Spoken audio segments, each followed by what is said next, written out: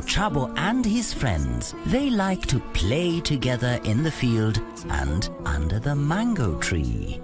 When we speak of special needs, it also represents nature in a way, because in nature we don't have only one thing. It's diverse. Differently.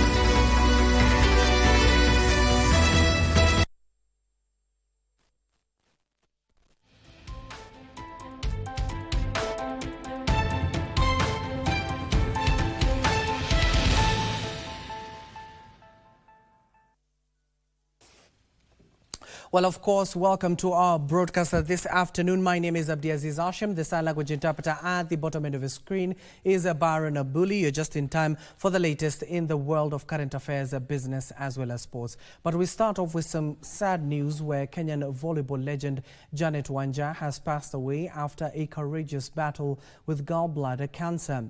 The celebrated setter, known for her exceptional skills and leadership on the court, died early Friday morning at the MP Shah Hospital while undergoing treatment. Wanja, who represented Kenya in numerous international tournaments, leaves behind a legacy as one of Kenya's most accomplished athletes. President William Ruto has sent a message of condolence to the family, friends and the volleyball fraternity as a whole following the death of former Malkia striker setter Janet Wanja, who passed on after battling with cancer. In his message of condolence, President Ruto said the world will one day beat cancer. The 40-year-old played for the Kenya Pipeline Volleyball Club for a while and represented Kenya at the 2004 Athens Olympics at the age of just 20 years. In addition, she won the Women's Africa Volleyball Championship title with national team Malkia Strikers in 2007 during her illustrious playing career that spanned over 20 years. She fell ill in August shortly after returning from the Paris Olympics, having traveled to France as the Malkia Strikers fitness trainer.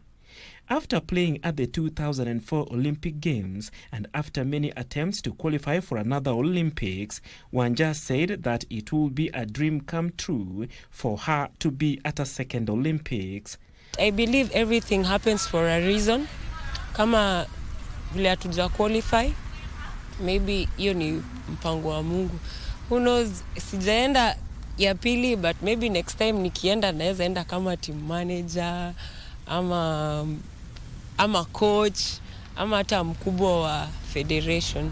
The Kenya Volleyball Federation, the Olympic Committee of Kenya, and Kenya Pipeline have also shared their messages of condolences to the family. May her soul rest in peace.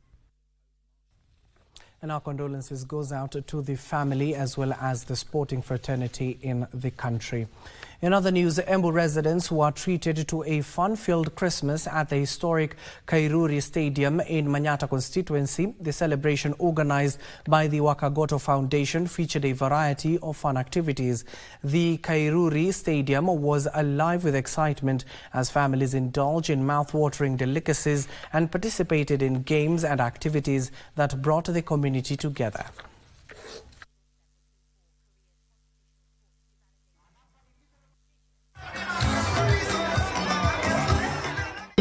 Tunafurahi kwa kutupatia chakula sikukuu, wakati wa sikukuu, kwa sababu kuna watu walikuwa hana pesa ya kununua sikukuu. Hii sijaiona ikifanyika katika uwanja huu wa Kairore tangu enzi za mkoloni, enzi za Kenyatta, enzi za Kibaki. Tumekula, tumesiba, tumebeba ya umbwa, ya kuku, yote hakuna chakula mtu ana. Hata akitaka akikunja na kiondo anabeba ya kukula. Kama mnafikiria tulikuja hapa kwa siasa, kama mnafikiria ilikuwa siasa. Elsewhere, around 250 students have received a sponsorship to join technical vocational education and training institutions in Homa Bay County, courtesy of a non-governmental organization working in the region. The founder and chief executive officer of the organization, Dr. Kennedy Odede, says they also plan on setting up a safe house next month in the county to address the growing cases of gender-based violence. The organization's programs are focused on education, healthcare, water and sanitation, economic empowerment, community mobilization and youth development in urban slums and rural areas.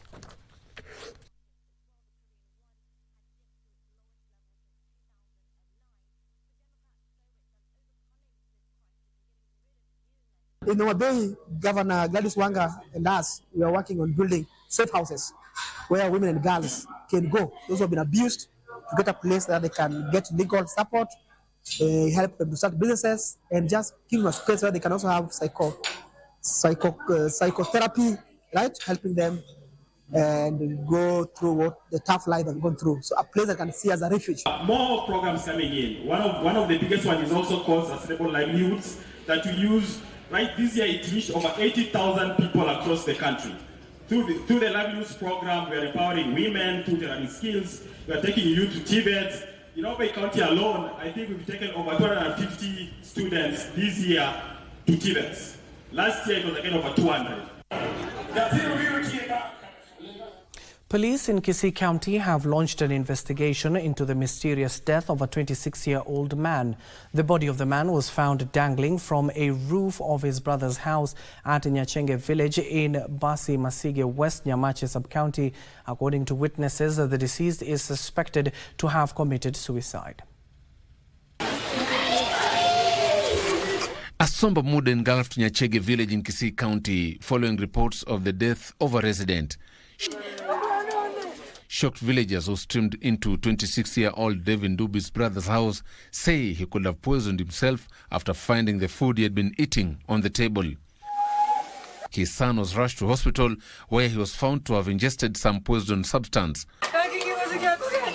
The late Ndubi, whose wife is in Saudi Arabia, went to his parents' house in the morning, promising to accompany them to the farm to pluck tea leaves. 2 hours later, his body was discovered in his brother's house, hanging on a rope from the roof.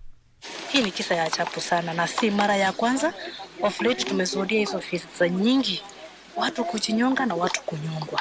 Investigation ikifanyika ndio tutajua vizuri shida ilikuwa gani kwa huyu mtoto. Whichever way, but ile ripoti ya hospitali ndio tuambia harizi nini itotokea kwa huyu mtoto wake. Sasa ongea na wanaume, kama kuna changamoto mnapata katika familia zenu, the body was taken to Ogembo Sub-County Hospital mortuary. Joseph Ohungu for Lunchtime News. Now, Mwingi Central Sub-County DCIO Augustine Mutembei has confirmed the arrest of Kilonzi Ndonyi, a murder suspect who assaulted his grandmother last year, leading to her death. The elderly woman, aged 87, succumbed in the hospital from injuries she got in the assault. The suspect fled and returned to his Kanyuga Kivo Mwingi Central home this week, where he was arrested and is awaiting to be charged at the Mwingi Law Courts. We mounted an operation within the area of Kanyunga shopping center. Whereby yesterday at around 8 p.m. we managed to arrest the suspect and escorted him to Mwingi Central Police Station. I would take this opportunity to warn members of the public who may intend to commit crimes within this area and run to unknown places, or those who may intend to commit crimes elsewhere and come to ID to this place, it is just time that they should know that the bushes have been cleared and that there is nowhere that they can hide after committing crimes. A section of elders in Magarini constituency, Kilifi County, are calling on Coast Region governors to desist from playing politics in resolving the region's squatter menace. This comes following the recent Kilifi Investment Conference, where the head of state met the 6 governors from the coastal region and directed them to take the lead in resolving the matter. A committee was formed and was given 1 week to draft a report that will guide the resettlement exercise. Tupewe nafasi at least wiki 2 au 3, tuhakikishe kwanza tumehamasisha watu wetu na wamefahamu kwamba wanahitajika watoe majina na wale ambao wanaishi katika plots za watu. Tusingependelea lionekane kama swala la siasa, kwamba tunaenda kufanya siasa. Kuna shida katika pwani na masuala ya uskota yamekuwa yakizungumzwa katika kila serikali.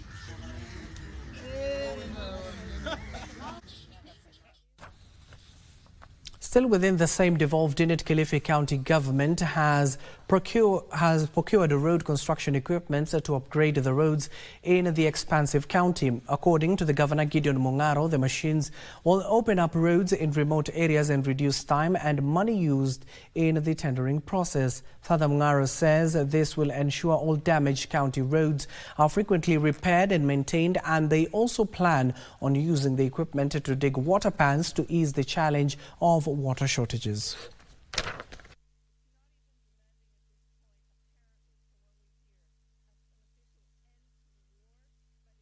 Tutatoka katika zile njia ambazo ilikuwa lazima tutafute mwanakandarasi aweze kuzishughulikia. Sisi yetu itakuwa ni kutafuta mafuta, kuweka katika matinga. Madereva tuko nao wana ujuzi. Kuna wale vijana wametoka NYS ambao ni madereva. So it will serve us on so many costs. I think we've done 54 million, but it's a government to government contract.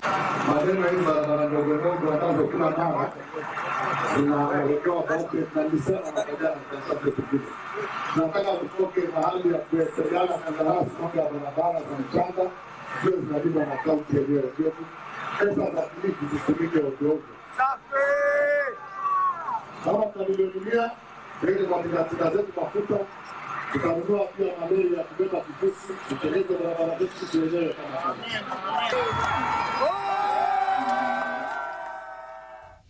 Now to the neighboring Kwale County, where leaders in the devolved unit say the lack of adequate land for investment has been the source of unemployment for Kwale County residents. Speaking at an engagement forum in Matuga, the leaders said there is a need to unite to find a permanent solution to the problem, where Sports Cabinet Secretary Salim Vuria said that until the region can solve land disputes, it will be difficult for investors to set up in the county.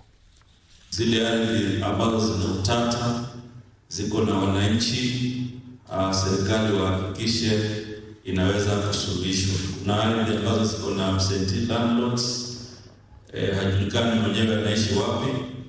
Kwa hivyo ni ardhi ambazo ni muhimu, ambazo sasa isuluhishwe, wananchi wapate title deed ili waweze kuwekeza na kuishi bila kuwa na matatizo yoyote. Kwa hivyo kama uko hapo wafikiria kuna watu wako ambao wanaishi kama maskota katika ward yako ama constituency yako, this is the forum. Tutachukua ile list. Nimeita watu wote kwa sababu sisi kama Kwale tunakaa kama jamii moja. We make decisions kama sisi wote. Ndio sababu tumesema kabla ile list iende kwa president tuwe tumekubaliana kama uongozi wa Kwale. And of course, it is exactly 11 minutes past the hour. We need to take our first commercial break, but don't go too far. Coming up next, we'll be telling you about the latest development when it comes to the abduction cases that have been reported in the country so far. So don't go too far.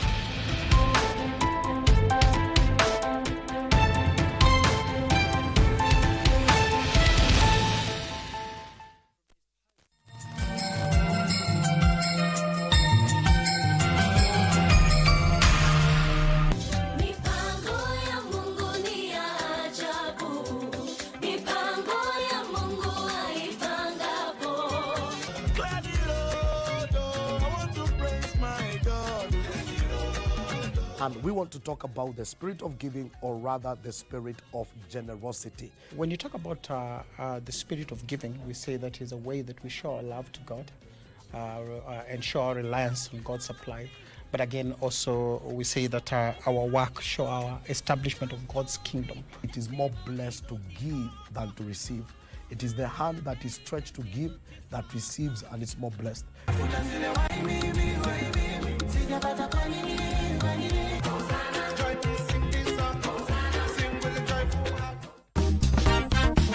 We have come to the end of the year, and I'd like us to take a moment and actually reflect on it.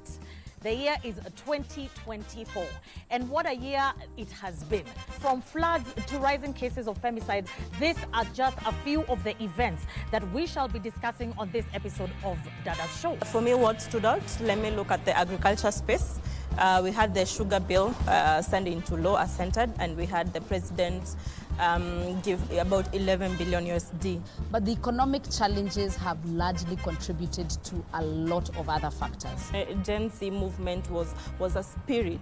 It was a movement that anybody, regardless of age, was really relating with. My hope and aspiration for all Kenyans is that they will get to have a relationship with God. This country needs God more than ever.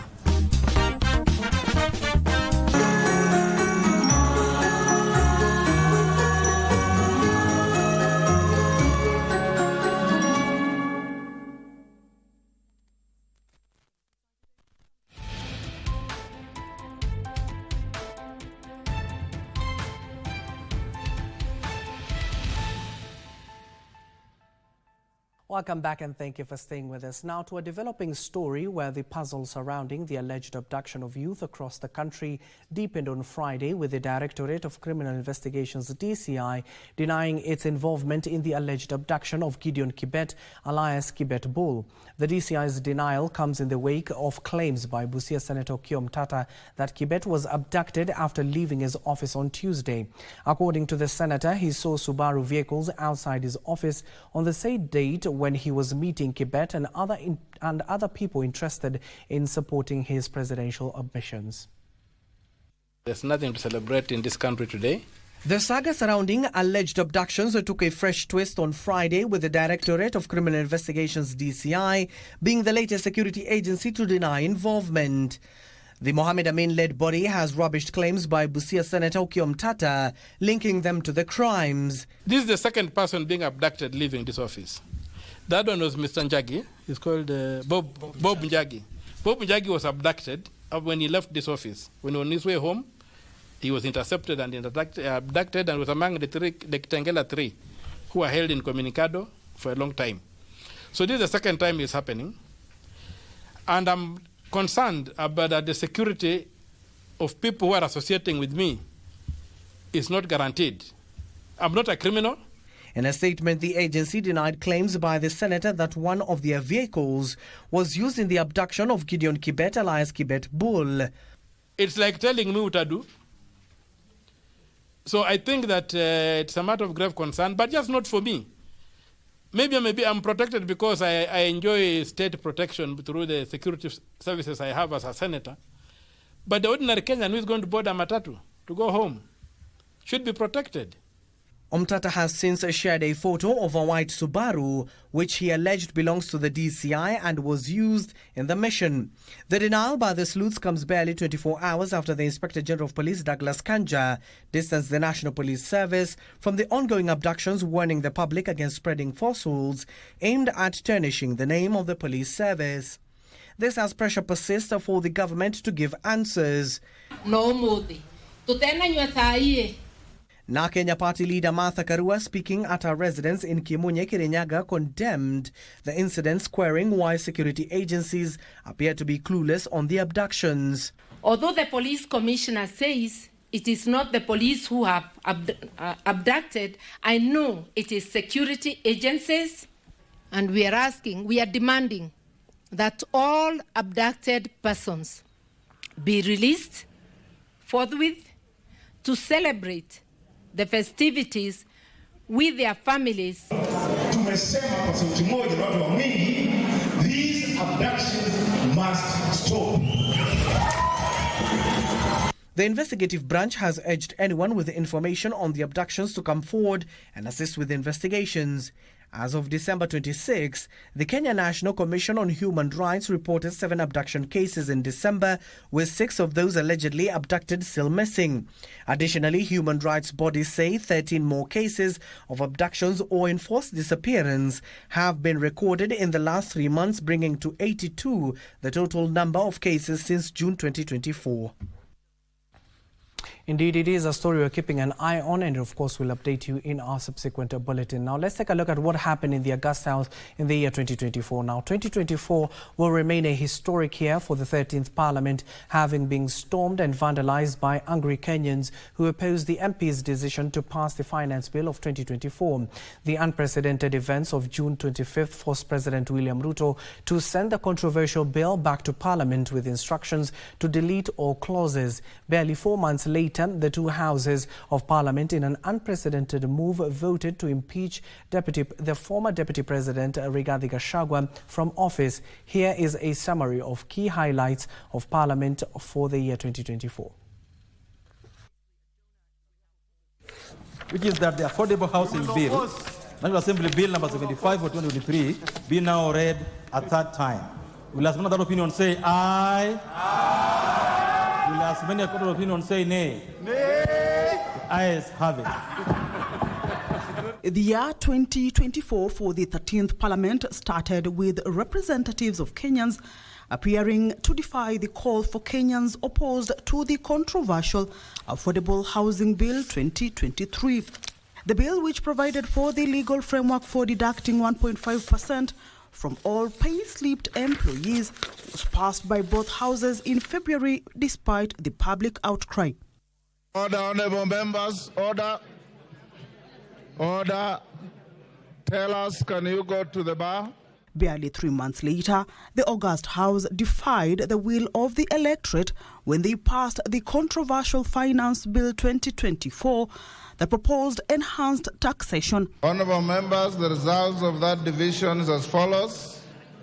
Ayes 195, nays 106, abstentions nil, spoiled votes 3. The ayes have it.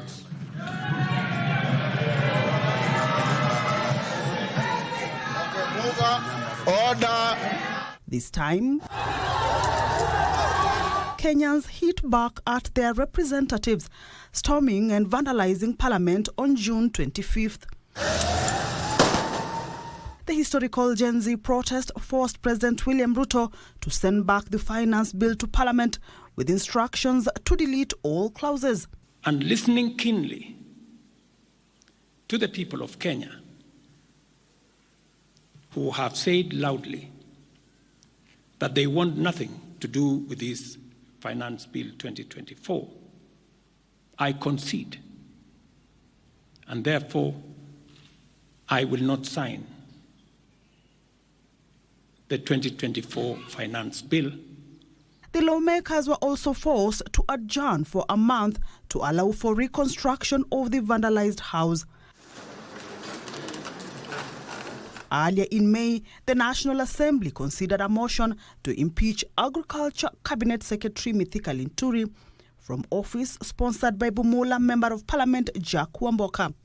Linturi survived impeachment after the Special Parliamentary Committee determined that the grounds of the impeachment motion were not substantiated. The allegation under ground 1 on gross violation of the Constitution or any other law, ground 2 on serious reasons for believing that the Cabinet Secretary has committed a crime under national law, and ground 3 on the gross misconduct as outlined in the special motion are unsubstantiated. A similar fate of survival befell Kericho Governor Eric Mutai, who, after being impeached by Kericho County Assembly, was served by the Senate on grounds the County Assembly's vote failed to attain required threshold. It is our argument that 31 is not the same as 31.3. How do you treat a fraction where it relates to human beings? Are you going to say because it's 0.3, you dismiss it and scale it down to 31, or even 0.3 itself represents a person? Again, Mr. Speaker, sir, you will note that this is an issue that has been contested. We will be producing evidence before you to indicate indeed that that threshold was met. The hearing proceedings on the proposed removal from office by impeachment of Honorable Dr. Eric Kipkoech Mutai, the Governor of Kericho County, hereby terminates. In August, however, Meru Governor Kawira Mwangaza was impeached after 2 unsuccessful bids by the County Assembly. The senators voted to send her home based on 3 charges in which she was found guilty, a decision that was halted by the High Court through stay orders. Among key legislations passed by the Parliament and assented to by the President in 2024 includes the Sugar Bill, through which Kenyans will pay an additional 4 shillings for every 100 shillings spent on sugar as part of a new sugar levy designed to revitalize the struggling sugar sector. Tax Laws Amendment Bill and the Tax Procedures Amendment Bill that enhances tax-raising measures. The Business Laws Amendment Bill promotes consumer protection by requiring microfinance institutions to disclose credit terms clearly and accurately. The Statutory Instruments Amendment Bill, the Ethics and Anti-Corruption Commission Amendment Bill, the Roads Amendment Bill, and the Kenya Revenue Authority Amendment Bill. The year 2024 for the 13th Parliament came to a close in a sporty theme as MPs joined their colleagues from the East African region in Mombasa for the Yala Games. Kamchemenza for the 2024 NDR Review.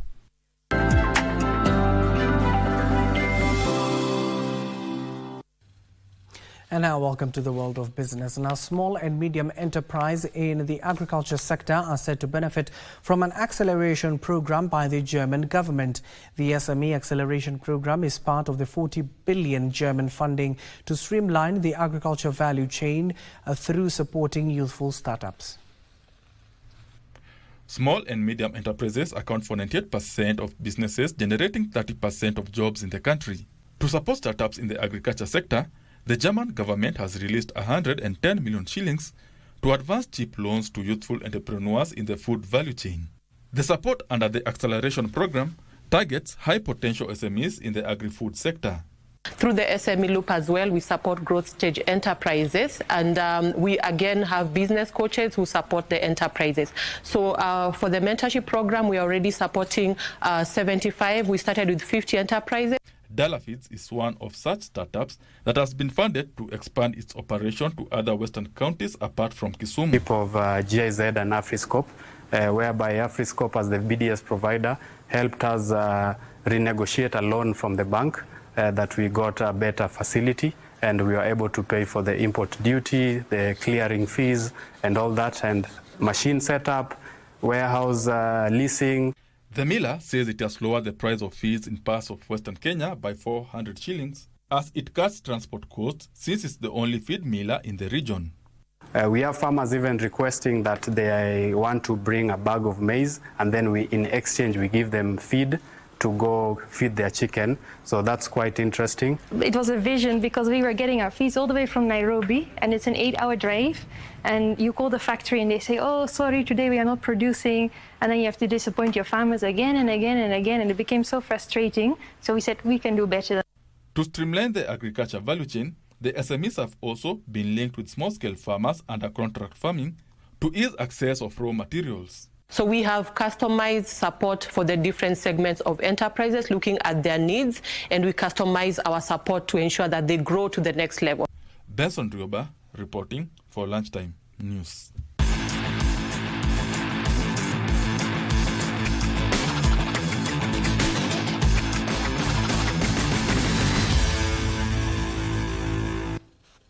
And now finally, welcome to the world of sports. And of course, there were no surprises here when Manchester United captain Bruno Fernandes was sent off for the third time this season as Wolves continued their perfect start under the new boss Vitor Pereira with a 2-0 victory over the Red Devils.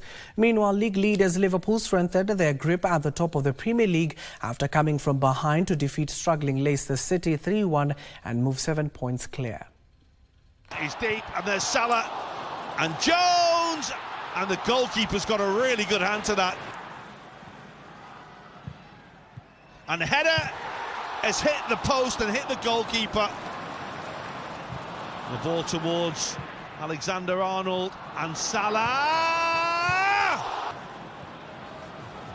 Well, here's Gakpo again. And again, he stepped away from one challenge. There's the F. Oh, yes! Oh, yes! It's good to let you know that Manchester United are currently placed in the 14th position on the log, and of course they have a negative 3-goal difference, battling relegations with the other teams down there. And of course we wish them all the best. The English Premier League continues this evening with Brighton against Brentford and of course the mighty Gunners against the Ipswich. That concludes our bulletin this evening. My name is Abdiaziz Hashim, the sign language interpreter, and the bottom end of the screen is Baron Abuli. Good afternoon for now.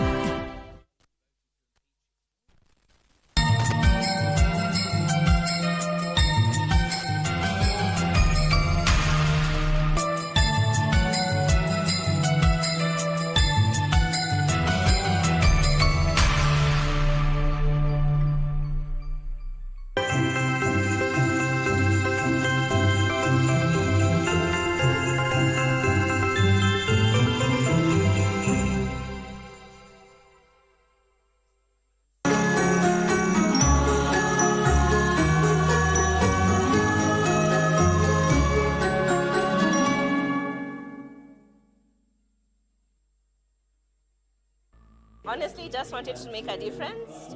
Out of what I learned were the experiences of children with disabilities and their families. How about to use subtitles when it comes to movies and having sign language interpreters on board so that people who have diverse disabilities, it doesn't matter what kind of disability one has, you are equally able to enjoy the content that is being relayed out there. Meet Mochabo and his friends. They like to play together in the field and under the mango tree. When we speak of special needs, it also represents nature in a way, because in nature we don't have only one thing. It's diverse. Differently.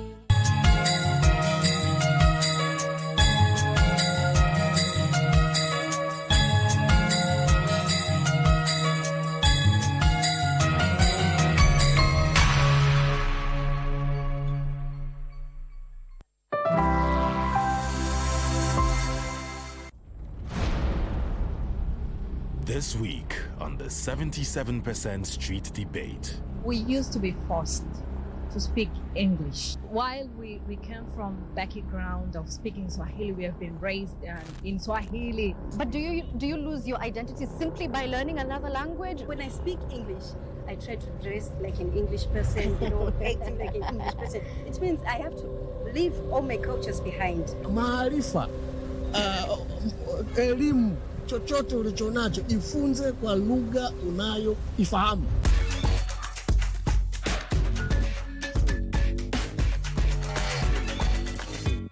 Hello and welcome back to the 77%. This week, we are in one of my favorite cities in Africa, Dar es Salaam, Tanzania.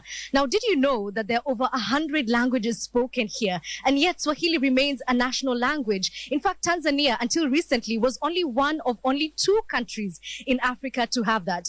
And so today we are asking, why is it that we choose these imposed languages when we have so many to choose from? Who better to ask that than some fellow Tanzanians? And I just want to start with a general question, right? Oh, and by the way, I know we're having this conversation in English, which is the entire point of this debate. So just by show of hands, how many of you speak more than 2 languages? At least 2 or more languages?